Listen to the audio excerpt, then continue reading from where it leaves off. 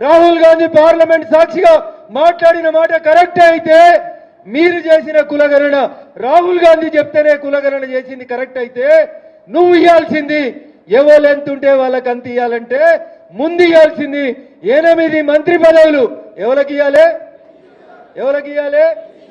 ఇచ్చిందని ఇక దానికి మహేష్ కుమార్ గౌడ్ కూడా వచ్చి మనకు శుద్ధులు చెప్తే విందామా? విందామా? నిన్న ముఖ్యమంత్రి ఢిల్లీలో చిట్ చాట్ చేసిండు. అది చిట్ చాట్ కాదు, చీటింగ్ చాట్. అది ఏమంటాడు ఆయన? నేను బరాబరి 42% ఇస్తా బీసీలకు అంటాడు. యాడికెళ్ళి ఇస్తావన్నా? మా దగ్గర ఒక ప్లాన్ ఉందంట.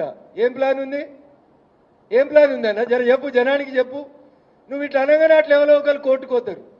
మతపరమైనటువంటి రిజర్వేషన్లని బీజేపీ ఎందుకు వ్యతిరేకిస్తుంది అని అడుగుతారు. ఎందుకంటే మేము డాక్టర్ బిఆర్ అంబేద్కర్ రాసినటువంటి రాజ్యాంగాన్ని గౌరవిస్తాం. గౌరవనీయులు బిఆర్ అంబేద్కర్ గారు ఈ దేశానికి రాజ్యాంగాన్ని ఇచ్చినప్పుడు ఈ దేశంలో మతపరమైనటువంటి రిజర్వేషన్లు ఉండకూడదు అని చెప్పినటువంటి మహనీయుడు గౌరవనీయులు డాక్టర్ బిఆర్ అంబేద్కర్. విందామా వద్దా? అంబేద్కర్ మాటను గౌరవించాలా వద్దా? కాంగ్రెస్ వాళ్ళు ఎర్ర పుస్తకం జేబులో పెట్టుకొని వస్తారు పార్లమెంట్కి ఎంపీలు. ఏంటిది అదంటే? ఏంటిది రాజ్యాంగం అని చెప్తారు. ఆఖరికి ఒకరోజు నాలాగనే తిక్కబుట్టి మా ఎంపీలలో ఒక ఎంపీ గారు గౌరవనీయులు అనురాగ్ ఠాకూర్ అనేటువంటి ఒక ఎంపీ లేచి అడిగిండు, अरे जेब में रख के आने का नहीं है, उसमें कितना पेज है, कौन सा पेज में क्या लिखा कभी पढ़ा అంటే అందరు ఇట్లా పక్కలకు తిరిగి చూసుకున్నారు తప్ప రాజ్యాంగంలో ఏం రాసిందో వాళ్ళకి తెలియదు. రాహుల్ గాంధీ ఇచ్చిండో పుస్తకం ఈ జేబులో పెట్టుకొని వస్తారు. ఒకవేళ భారత రాజ్యాంగం డాక్టర్ బిఆర్ అంబేద్కర్ రాసిన రాజ్యాంగం మీద కాంగ్రెస్ పార్టీకి చిత్తశుద్ధి ఉంటే మహేష్ కుమార్ గౌడ్ గారు మతపరమైనటువంటి రిజర్వేషన్లని అంబేద్కర్ గారు వ్యతిరేకించారు కాబట్టి మీరు పంపించినటువంటి ఢిల్లీకి పంపించిన బిల్లులో 10% బీసీ కోటాను కట్ చేసి మైనార్టీలకు ఎట్లా ఇచ్చిర్రు, ఏ రాజ్యాంగం ప్రకారం ఇచ్చిరో ఒకసారి మహేష్ కుమార్ గౌడ్ గారు దీనికి సమాధానం చెప్పాలి. అందుకనే నేను అంటున్నా, చిట్ చాట్ల పేరు మీద మీరు చేసేటి చిట్లు చాట్లు కావు, చీటింగ్ చేస్తున్నారు మీరు జనాన్ని. అరే నువ్వు ఇచ్చేదేంది? సర్పంచులు ఎంపీటీసీలు, నేను ఇందాక మా రాజు చెప్పిండు శంకరంపేట ప్రెసిడెంట్, మోసేతిలో బలం ఉంటే మొండి కొరలు కూడా తెగుతుంది. ఊర్లో పిల్లగానికి మంచి పేరుంటే ఆయననే సర్పంచ్ గెలుతాడు. నువ్వు ఇచ్చే రిజర్వేషన్ ఏంది? మస్తు మంది ఎట్లా గెలిచి వచ్చిర్రు. కాబట్టి బీసీ రిజర్వేషన్ని మేము లోకల్ బాడీలలో ఇస్తాము, వార్డు మెంబర్లకు ఇస్తాము, సర్పంచ్లకు ఇస్తాము.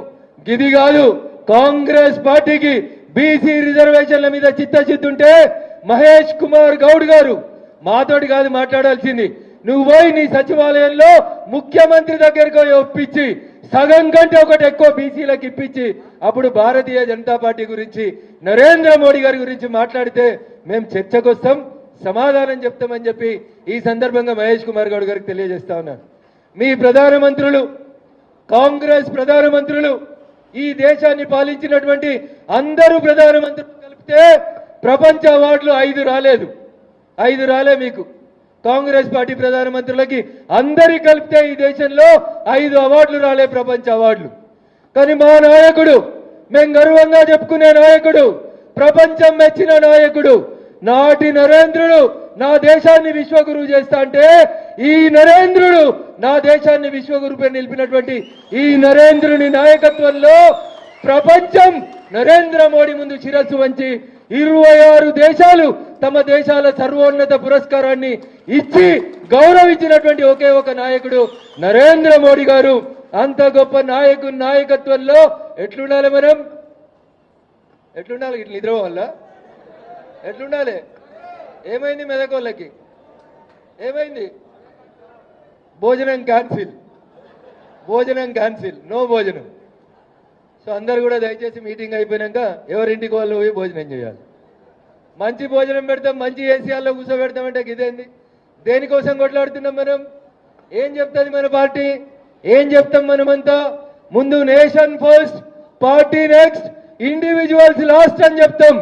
అంతేకాదు మేము ఏదైనా పని చేస్తే గరీబోని కోసమే చేస్తాం, అంత్యోదయ కోసమే చెప్తామని చెప్పి గర్వంగా చెప్పేటటువంటి పార్టీ మా Bharatiya Janata party.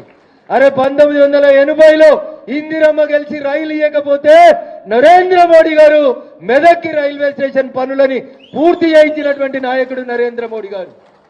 Gummadidala ring road దగ్గర నుంచి మొదలుకుంటే నర్సాపూర్కి వెళ్ళి మెదక్ దాకా నేషనల్ హైవే నెంబర్ 765 డీనిచ్చి ఈ రోడ్డు మీద ప్రమాదాలు ఎక్కువ జరుగుతున్నాయని ఈ రోడ్డును జాతీయ రహదారిగా మార్చిన నాయకుడు ఎవరు? ఇప్పుడు ఈ రోడ్డుని మీరు నన్ను గెలిపించిన తర్వాత ఇటీవల నర్సాపూర్ ఫారెస్ట్ లో ప్రమాదాలు ఎక్కువ పెరుగుతున్నాయని చెప్పి గమనించి నేను గౌరవనీయులు నితిన్ గడ్కరీ గారిని రిక్వెస్ట్ చేస్తే ఇప్పుడు 765D అనేటువంటి ఈ రోడ్డుని 4 లైన్ల రోడ్డు చేసి డివైడర్ పెట్టాలని గెలిచిన ఏడాది లోపల కొట్లాడి మంత్రి గారితో ఎండార్సీ చేయించి ఇప్పుడు డిపిఆర్ ప్రిపేర్ చేపిస్తా ఉన్నాం. త్వరలోనే నర్సాపూర్ మీదకి వెళ్ళి వచ్చేటువంటి మెదక్ దాకా వచ్చే రోడ్డు 4 లైన్ రోడ్డుగా బరాబర్ మేము చేపించి చూపిస్తాం. నాకంటే ముందు మెదక్ ఎంపీ బీజేపీ వాళ్ళు లేకున్నా మెదక్ నుంచి రామాయంపేట మీదుగా సిద్దిపేట నుంచి ఎల్కదుర్తి దాకా 765DG జాతీయ రహదారినిచ్చి 1600 కోట్లు ఇచ్చి మన రోడ్లను డెవలప్ చేసినటువంటి నాయకుడు మన ప్రధాని నరేంద్ర మోడీ గారు. అందుకని ఇవన్నీ పోయి ఏడ చెప్పాలి? పంచాయతీల కాడ, గ్రామ పంచాయతీల కాడ చెప్పాలి. మనకి ఈటీవీ, మీ టీవీ, మా TV, NTV, TV9, E9, A9, A9 మనది కాదు. మనది మనది తుంపిర్ల బలం మనది. ఏం బలం మనది? ప్రతి పంచాయతీ కాడ పంచాయతీ పెట్టాలి, చెప్పాలి. మీ ఊర్లో పెట్టిన ప్రతి మొక్క మేమిచ్చినాం గర్వంగా చెప్పాలి. నీ ఇంటి ముంగటేసిన సీసీ రోడ్డు NREGS పథకం కేంద్ర ప్రభుత్వం ఇచ్చిందని చెప్పాలి. పొద్దుగా లేతే చెంబట్టుకొని చెరువుకోయేటువంటి దుస్థితిలోంచి మిమ్మల్ని కాపాడి మీ ఇంటి ముంగట కట్టిన బాత్రూమ్ నరేంద్ర మోడీ ఇచ్చిండు. కాషాయం జెండా తెచ్చిందని చెప్పాలి. చెప్పరా? కాంగ్రెస్ వాడు ఉన్నప్పుడు బుగ్గ పోతే 6 నెలల దాకా బుగ్గ పెట్టకపోదురు. 2000, 3000 ఎల్ఈడి బుగ్గకుంటే 175 రూపాయలకి ఎల్ఈడి బుగ్గ ధరను తగ్గించి ఇలా ప్రతి పోలుకి ఎల్ఈడి బుగ్గలు తీసుకొచ్చినటువంటి ప్రభుత్వం నరేంద్ర మోడీ గారి ప్రభుత్వం. ఆఖరికి నీకు 3 పూటలు బువ్వ తినేందుకు పెడుతున్నా రూపాయి కిలో బియ్యం అంటావా, 2 రూపాయల కిలో బియ్యం అంటావా?